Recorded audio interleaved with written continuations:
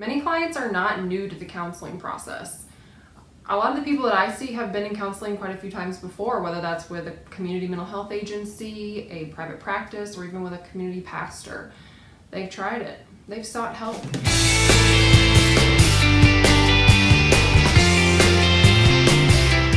And sometimes it's really hard for them to explain why they stopped going. Maybe they went for a couple sessions and they just stopped going for whatever reason. But if you get down to the nitty-gritty of it, oftentimes it can be because the therapist gave too much homework, or they didn't really feel like they really connected with the therapist, or they had a problem with something about the therapist. It really could have been a lot of different reasons, even including scheduling. But I've also seen clients go to therapists for many years, amazing therapists, and walk away from years of sessions with very little change in their life.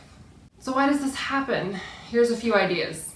First, maybe the client isn't ready to change. It's very probable that a client will go to counseling to get help, but not actually receive that help because they're not ready to change. Listen, everybody wants to feel better. Every client that comes into my office wants the same thing. They want to feel better. But often people aren't really ready to do the messy and hard work to change. And a therapist is not going to make you change. It's not their job to force you into something that you're not ready for. That's unethical.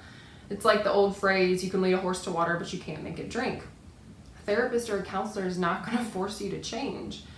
But often change is absolutely necessary to get you out of the rut that you're currently in your life. Often the change that's required for a client to really achieve a better life is not complicated, but it's not without pain and challenges. And so, you're in this catch-22 and this tension of I want to feel better and I want to grow, but I also don't want to experience pain and hardship and the challenges that come through growth. As humans, we like our familiar, comfortable habits, and those are really hard to give up, especially in cases where, those habits were comforting and gave us relief from some of our symptoms for a while. But when those habits stop working and are no longer helping us grow and progress and heal and are instead really hindering that process, it's like breaking off dead limbs on a tree, and a lot of clients just aren't ready to do that.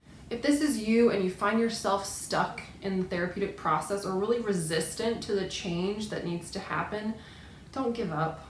You might not be there today, but maybe you will be there tomorrow. Remember, if change and healing were easy, we'd all be doing it and I'd be out of a job. I get really inspired by quotes. Frederick Douglass, a black slave who escaped to his freedom and eventually became an abolitionist in the movement, as well as an orator and a writer, said, "If there is no struggle, there is no progress." Therapy can be really hard, but it is totally worth it. Nothing good was ever achieved from a comfort zone. And even in resistance, there's something that we can learn. So don't quit yet. Give it another try. And another reason that therapy might not work for somebody is if the therapist isn't the right fit for them. It is possible that the therapist you've seen in the past isn't the right fit for you. We're not all created equal. And a lot of us have different quirks or ways of doing things or even specialties that we prefer. I've been to quite a few therapists myself, and I've found that some of them are great, and some of them I just don't connect with or feel like they're real invested in me. And it's okay. It's okay if they're not the right fit, because you can go get a referral, get a new one. Go find a new therapist, somebody that you're going to connect with.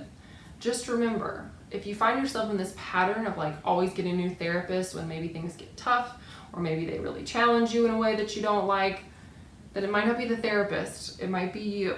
So just be a little bit humble in, going through this process of finding a new therapist and realizing that every therapist is going to have to challenge you if you're wanting to grow. Just remember, your therapist is human too, so they can have off days and they can say the wrong things sometimes, and it might take you a while to really warm up and get connected to them. So just check your expectations before you walk into the next session, and maybe you'll get more out of it. So if you want a different therapist, go get one.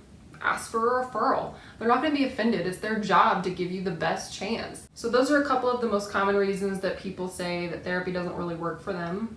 Let me know if you've had a different experience and maybe what's worked for you or what hasn't worked for you and how you really found a way around that. And join me next week on This Full Life with Kelly.